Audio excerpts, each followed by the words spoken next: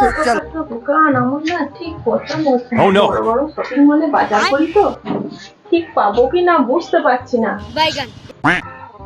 আপনাকে তো কোনোদিন দেখি নাই, নতুন নতুন লাগছে। কি লাগবে বলুন না, সবই পাওয়া যায় এই দোকানে। কি লাগবে আপনার বলুন।